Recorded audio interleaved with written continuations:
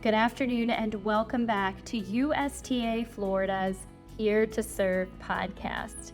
My name is Laura Bowen and I am the Executive Director at USTA Florida. In today's episode, I had a chance to sit down with Brian Dillman, the new CEO of USPTA. Now, Brian's been in tennis since the age of 12. He started as a junior player in Dallas, and he became a nationally ranked junior player in the state of Texas. He also played for the University of Illinois, and he's been a certified teaching professional since 1991. In fact, he's been a teaching professional, a USTA umpire, a tournament director, and he's even been a volunteer at USTA Dallas. Outside of tennis, Brian brings an extensive background in sporting goods, fitness, and even fashion. He's done a little bit of everything, from senior leadership to global marketing, sourcing, and supply chain.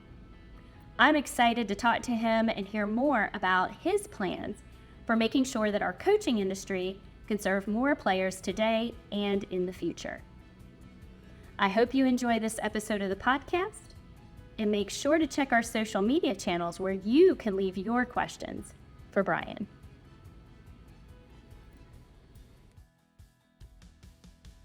Thanks for coming by and You're talking welcome. to me today. It was a long commute. I know, it was a long walk next door. Do you need a break? Gotta catch my breath. Well, it's great to have you as our neighbor and great to have you here in Florida. I just kind of wanted to start a little bit by maybe having you share a little bit about your background and maybe something that people don't know about you that might surprise them. So I grew up in the Dallas, Texas area, played junior tennis. Maybe one thing would be I played tennis because I can't swim. I literally stopped in the middle of a IM competition at the Riverside Tennis and Swim Club in Shreveport, Louisiana, and got out of the pool and walked to the tennis courts and said, I think I can do this instead of swimming. You can swim, you're just not good at it. Is that what you're saying? Because Let's go with that. Let's go with your answer. Save you from water. Basically, I'm not a cardio person. I can, but tennis, I seem to do things. So I grew up playing there. I started teaching, at the end of high school, helping with camps and stuff. Played college tennis. Came back and was a teaching professional right out of college. And my mentor and professional, who was a USPTA certified pro, kind of laid out a path for me and said, "Here's how you can join the industry." And then at the same time, my family was a USTA Family of the Year in Texas, so we were very involved in the Dallas Tennis Association and the USTA for years. So I've been a life member since I think the age of 15.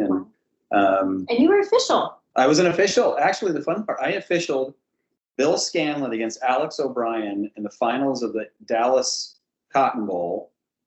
And I called the ball out against Bill Scanlon, and he actually looked and questioned me. And he and I, we used to play together all the time. And so I'm like, back off, buddy. You know it's out. So yeah, no, I officialed too, and I ran tournaments. I was a tournament director. So just the ethos of how I grew up in that environment was, you give, they give. We give to tennis, and then tennis gives it back to you.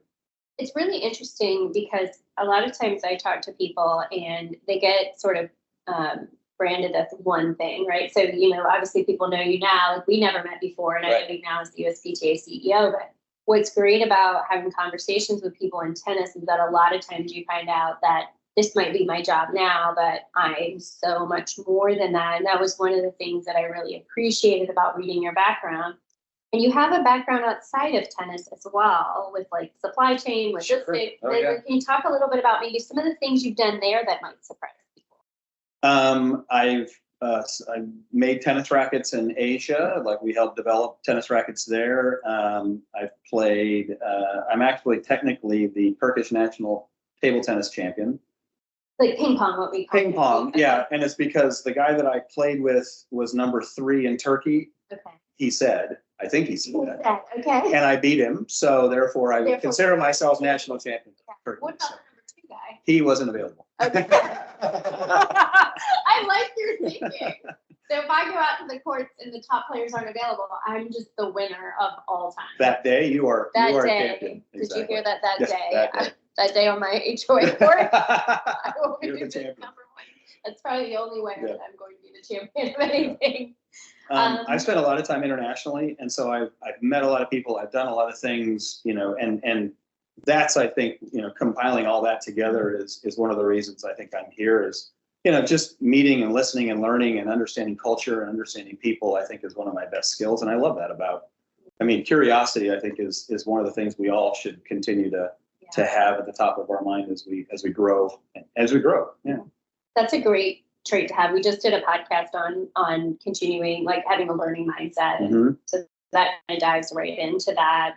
Coaching is such a hot topic in our industry right now. I mean, we could do a 3-hour pod on coaching. I think at this point, I wanted to know from your perspective, you have a really broad perspective and you have a business background. What do you see as working well in the coaching area right now? And what areas do you think that maybe we need to look at more closely, changing or adding, maybe we're not doing something, to bring more players into tennis? So I joke, I missed the boring part of racket sports, which is, the last, prior to COVID and prior to pickleball and all that. And I think right now the thing that's working well is everything's up. I mean, the professionals are busy. There's jobs available. There's a desperate need for jobs. Professionals are making good money. I mean, they're working, they're active and they're busy, and there's opportunities. There's new clubs being built. There's new facilities that are growing.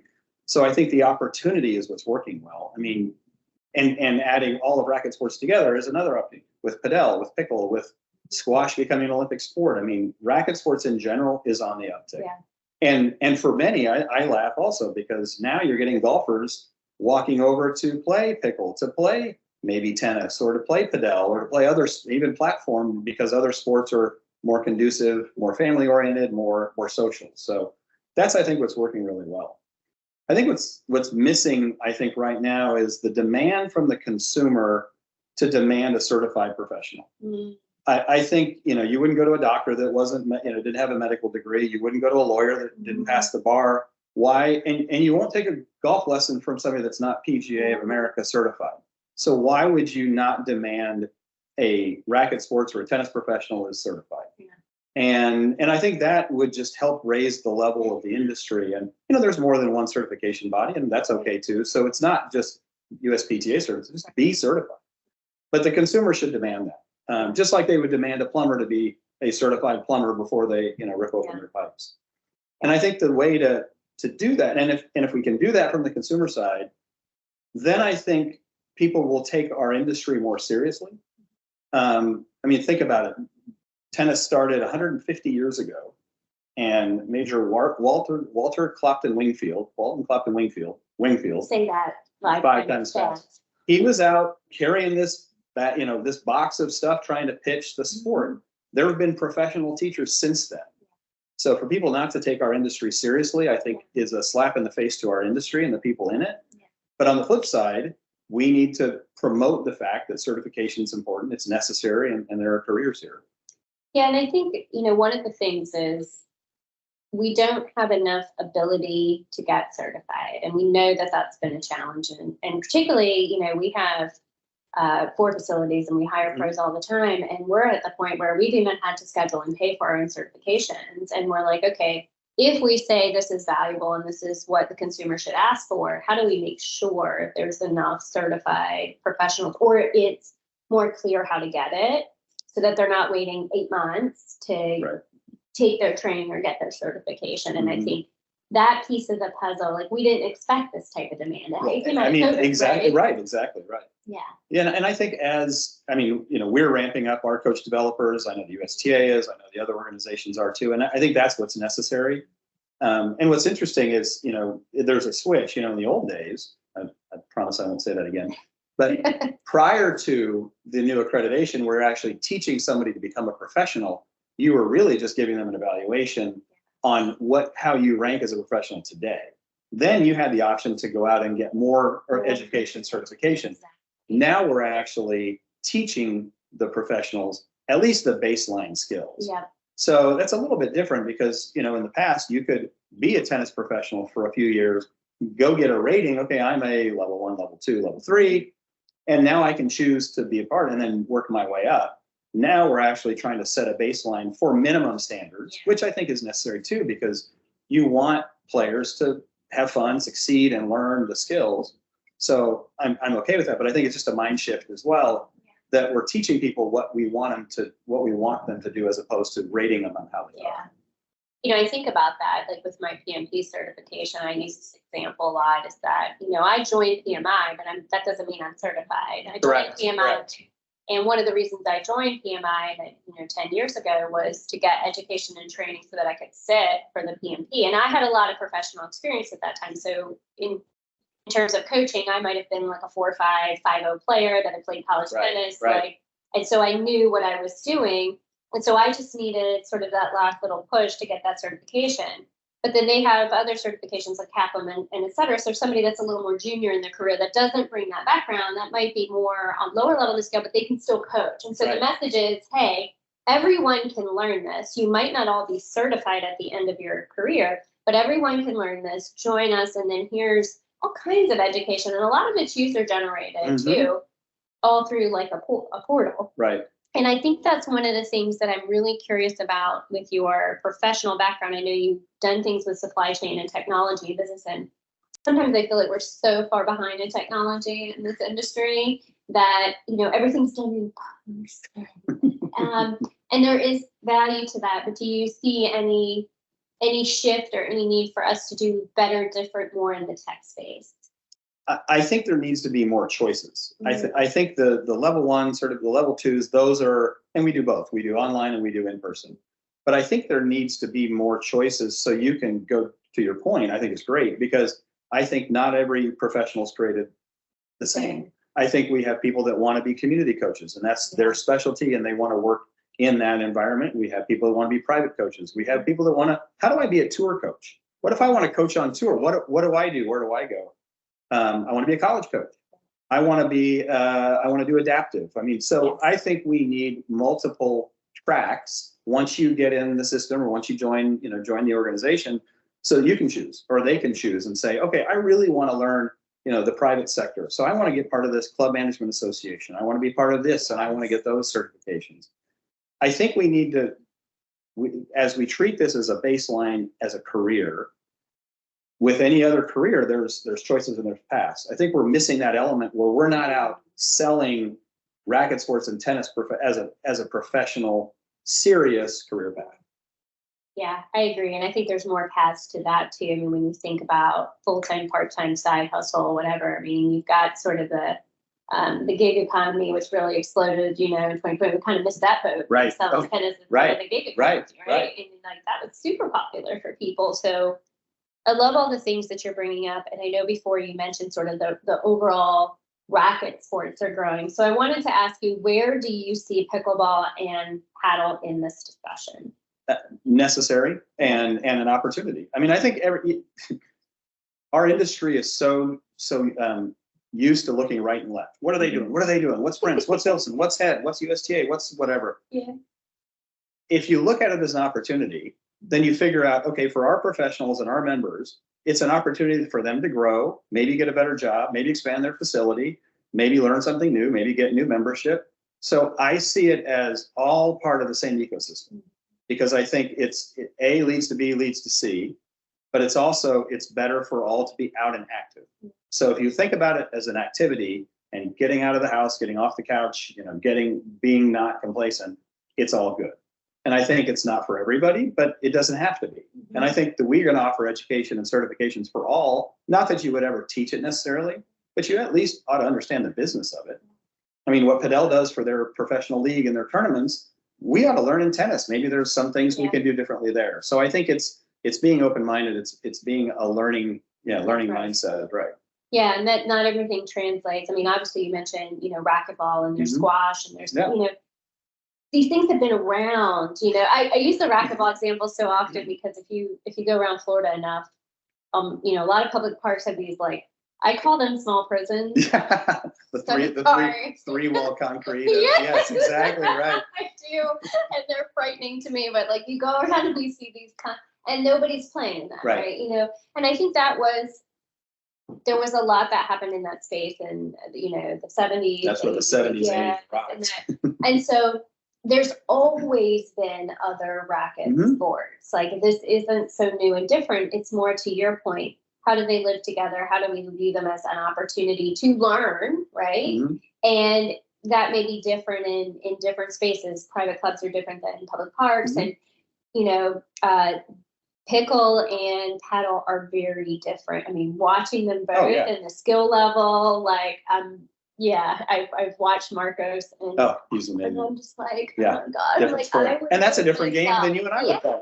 Exactly. Well, you and I would, it would not be much of a match, I would tell you. But I think what we're missing, and I think what the industry misses, is put it in the eyes of the consumer. What does the consumer want? True. If the consumer wants to play pickle, do you want them as a customer or not? And that now it's up to you. If you're going to create an opportunity for them to play and learn and socialize, fantastic. If you're not, then you're making a choice. But don't blame the sport on it. The consumer is the king at this point. Right. Yeah, exactly. I mean, we could talk about those for hours, and table tennis has been an Olympic sport for like ever. Absolutely. I mean, and that's really fun to watch on the Olympics. So I want to talk about doing new things. Our industry as a whole, myself included, we sometimes struggle to embrace new ideas and even new people, right? It's a very like cliquish environment here.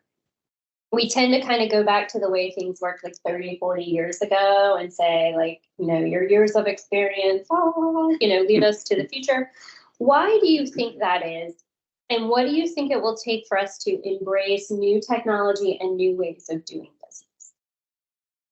I'm going to go back to my consumer comment. The consumer does drive all of this. And, and coming from a tennis club where you used to take court reservations on paper, now to using technology to book your courts and book your lessons. I was listening to a conference that Fernando Siegel put on, and they were interviewing people about new technology and how slow our industry is to embrace. And I think it's because there's no shortcut to learning tennis. It's a difficult sport. And it is. Now, what you could do is take the pathway to say, learn red ball or learn pickle, and then evolve into the next kind of levels to get you there. But it's the speed at which our consumer is moving. If it's not on your phone, it doesn't exist. So if we're not talking to our consumers through their devices, we're not relevant. Exactly. And we were talking the other day too with Martin at the USTA, tennis is like the 8th choice for most athletes. So first it's the top 4 or 5 team sports, then it's individual sports. So we're not even getting the best of the best athletes. And when we are, we're not talking to them like they want to be talked to. So I think it's imperative on us to start listening more, being open, and presenting new technologies to the whole industry. Say, could this work, as opposed to it won't work. There are 2 examples that come to mind all the time that really sort of blow my mind. And you mentioned one of them with point of sale, like you and I both have Apple Watches on, right? Yeah. And it just drives me bananas that I can go, whenever I travel, I try to go to local coffee shops, and it's like these mom and pop operations, and I can go in and they, tap. Right. Yet I've yet to be at a tennis court where I can do that. And I'm thinking, this exists. Like, this has been out for a while now. What's the impediment?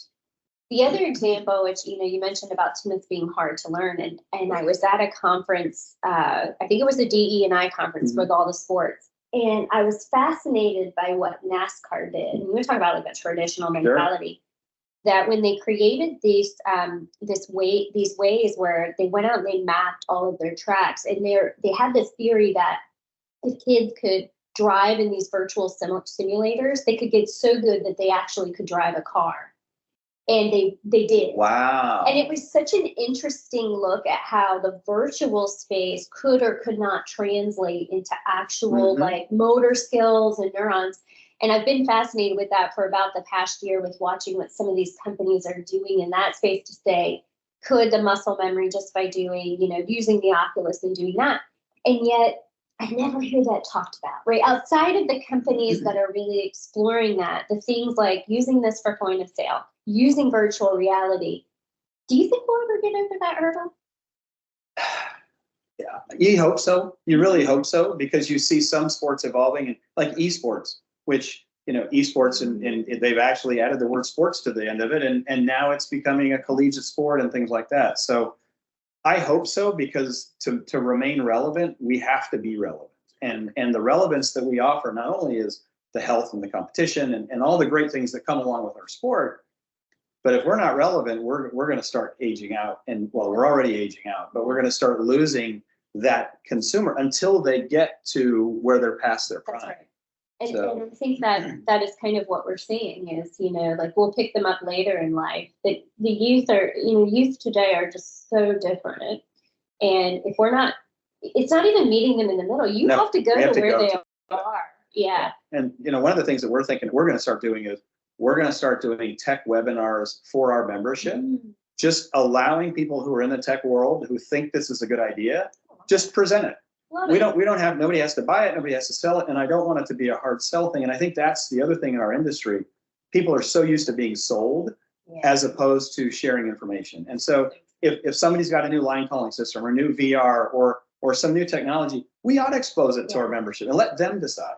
That's right. But also I think it's an opportunity for some innovators to do some new things and try new things without too much risk before they can actually go to market with it. And sometimes I want to put up, my nephews do the robotics thing, which is completely foreign to me, but like sometimes I want to get those kids in a room and say, hey, teenagers, do this. Right, what should we be doing? Like, what would make this fun for you? And just listen to, because sometimes, we're missing that voice in the room of that generation, right? Because even the people who are selling us these items or presenting these items, they're not in that demographic. I'm smiling because every time you hand a kid something, they always do it whatever it is, they use it and they handle it the complete opposite of the way it's intended to, because that's how their brain works. Yeah, their brain. That's a great idea. I mean, our focus groups ought to be 18 and under, as opposed to our. We even talked about college players like coming in and saying, if that's who we're trying to get to enter the coaching business,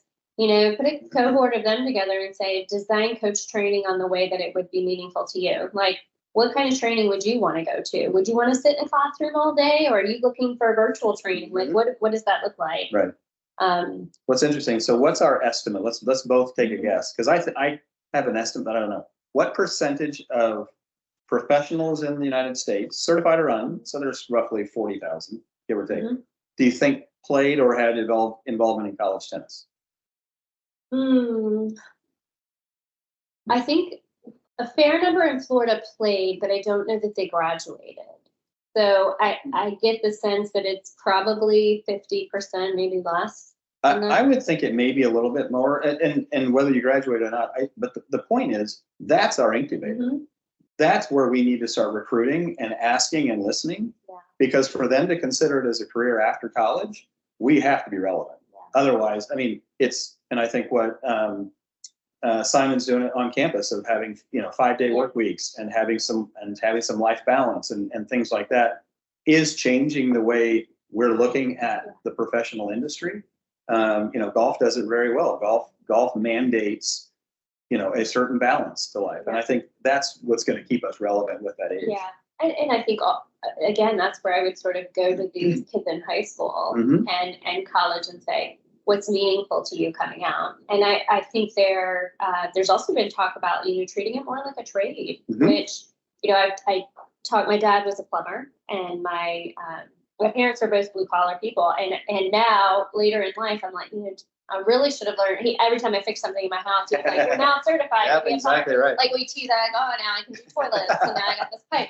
But I think about it, and I think, going back, or if I was doing it again today with college being the cost that it is, I would have made a very different choice and said, I want to go into that business. I can be my own boss. I can run that business. I can make a lot of money. I can set my own schedule. Like, there are some benefits that we don't do enough. We try to fit tennis into, but are we really paying attention to, there's an opportunity here that maybe we're not looking at, and we should look at it differently, that maybe you don't need a college degree, and if college is this expensive, maybe this is an answer for you. And then at some point, you decide if that degree is worth it.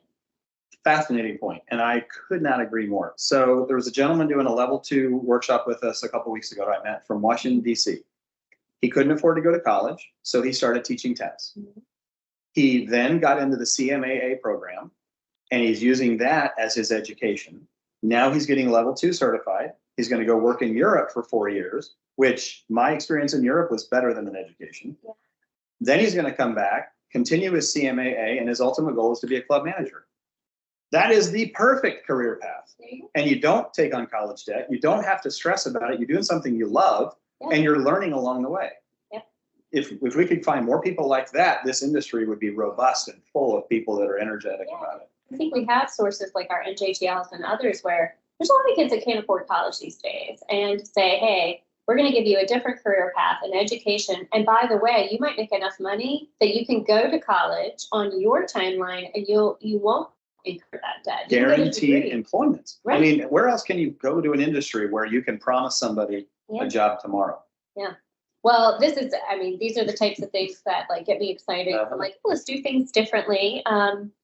I want to shift gears a little bit. You've officially moved to Florida, so welcome to the sunshine. Thank you. I live in Florida are words that I never thought I would say, but I'm thrilled to be here. Well, especially when it's minus 30 in Chicago today. Knowing you're from Texas, I kind of know that the heat doesn't so much bother you here. So hopefully you're happy to return to a warm, place. What are your impressions of the Sunshine State so far, and what has surprised you most in your new role? The friendliness, using sir and ma'am again, which you don't get in it. We are quite friendly and quite Southern. I feel like I'm back in the South, which I love because grew up in Texas. My first sales territory was Louisiana, Mississippi, Arkansas.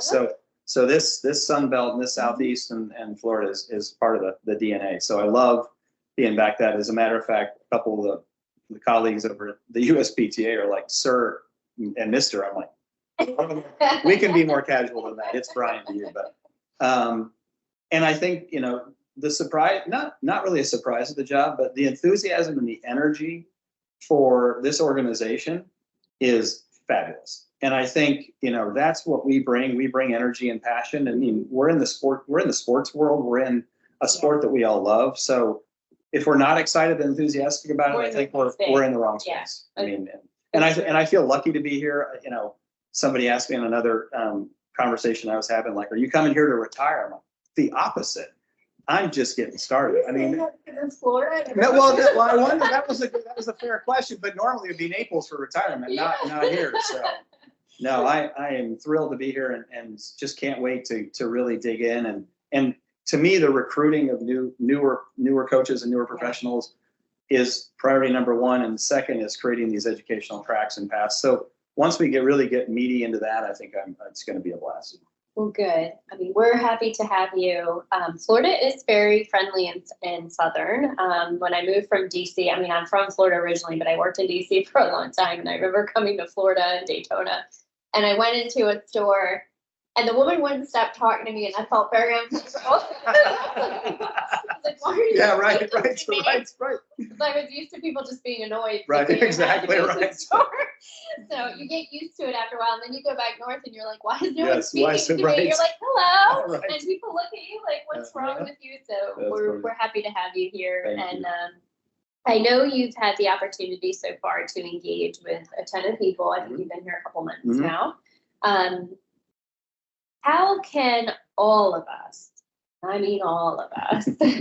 work together going forward to grow the game? Like, for so long, I feel like we've kind of worked in our silos. What do you think we can do to get everybody sort of together to say, hey, when tennis grows or rackets grow, we all win? So how do we do that? I think we got to let the scar tissue go. I think we have to just stop looking right and left and look forward and realize that we're in a bubble, that the bubble is, we don't know how long it'll last or what is going to be next or what could happen to our world or things like that. So, and I think it's check the egos at the door, realize that if you run your own business really well, then it really doesn't matter what other people do in relation to your business. But I think the ethos of tennis that I've grown up with is about service and giving. And nobody gets to where you are in the industry without somebody helping you along the way, and vice versa. So I think it's our obligation to bond together and join arms and say it's a we, not a me. And so I think it's just attitude. I mean, I don't think there's anything stronger than all of us, I mean, for goodness sakes, we're on the national campus, squeezed between national and, we have the and cows. we share cows, we share cows. and I watch people secretly hit on the red clay courts. I think I'm a little bit. We have a nice view of that. But it's all about our attitude and intent. But I think we're a service and a giving organization, and that's always been my ethos. So we're here to be part, and I don't think if we are here to be part of every solution that helps people get into the game and help people, more professionals do it as well. Yeah, I think you said it earlier, and I've always wondered if it's like the fact that tennis is an individual sport and people are used to competing against each other, like am I doing better than that person? But I also think that there's sort of this idea of a scarcity of resources. We've heard that a lot in a lot of different places in the world today of like, we're all competing for like this small bucket. But the truth is that we're not, because the bucket itself is infinite. It's infinite. Mm-hmm.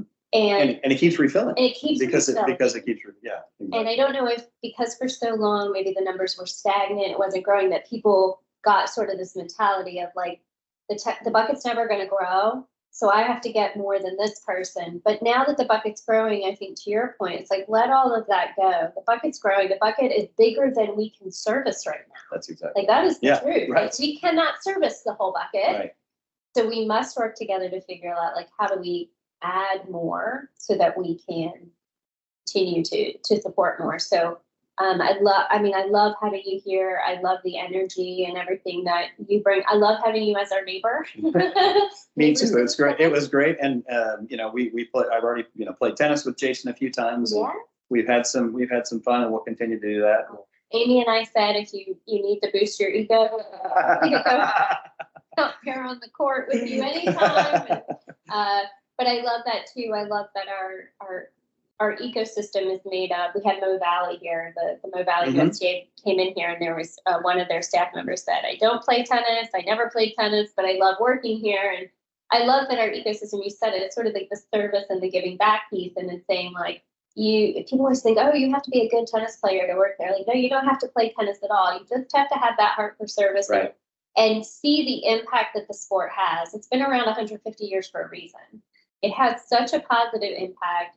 It is the healthiest choice. I mean, we can debate that all the racket sports and the value, but Dr. Hainline says it best when he talks about the different ways, and it's social, and you get the mental, which who doesn't need mental well-being these days. So well, it's funny, the minute you meet somebody in our industry, you're immediately connected. Yeah. Right. Shared experiences, shared beliefs. Yeah. And if we all believe, and the other thing is, we're not for profits. I mean, so can we get out of our own way for 30 seconds and realize this is not about making money and making a bottom line. This is actually nothing but growth. I mean, if we're not growth mindset, we're actually doing the wrong thing by the charter of our organizations. We're here to feed the ecosystem, right? That's what our resources do. Feed the eco, not the ego. Yeah. Let's do that. There's the new tagline. There you go.